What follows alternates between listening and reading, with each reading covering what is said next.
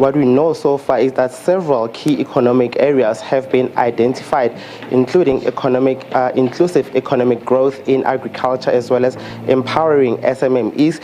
These are some of the central points at this meeting of scientific minds from G20 nations.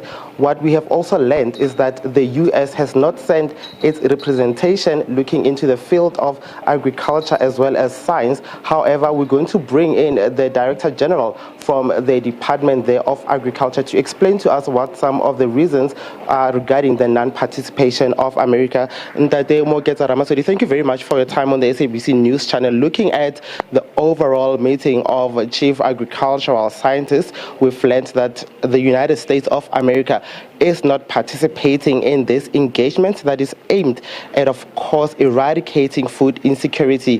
What is the reason for America's non-participation? Thank you very much. I think, first of all, the United States of America is part and parcel of the Troika that is leading in terms of G20 is Brazil, South Africa is the presidency, and also the US.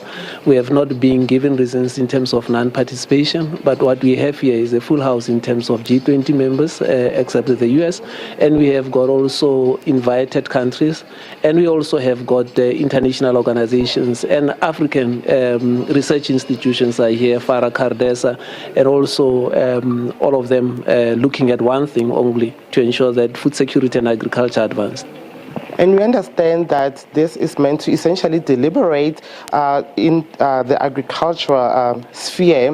What then will become of the deliberations? How will the policies that are going to be adopted here filter down towards the overall economy to ensure that there is indeed food security? Food security is a right in terms of the Universal Declaration on Human Rights. It's also a right in terms of the Constitution of South Africa in terms of Section 27.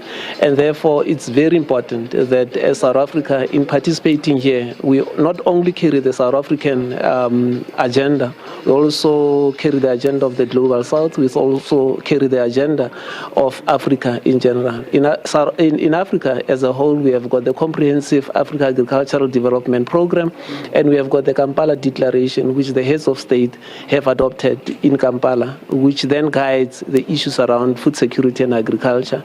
And therefore, the elements that we are going to discuss today, firstly, the transformation of food systems is very important in terms of how we localize food systems and ensure that we minimize the movement in terms of food. Secondly, the issue around bioeconomy, which is then driving the way that we produce our food. The use of climate-smart agriculture, which is a very important concept under the global changes that we are having in terms of climate change. We're also looking at the soil health aspect. Soil health is very important because we produce from the soil. And then lastly, the issue around how do we adopt in terms of your digital agriculture, which is the new way of even attracting the youth towards agriculture.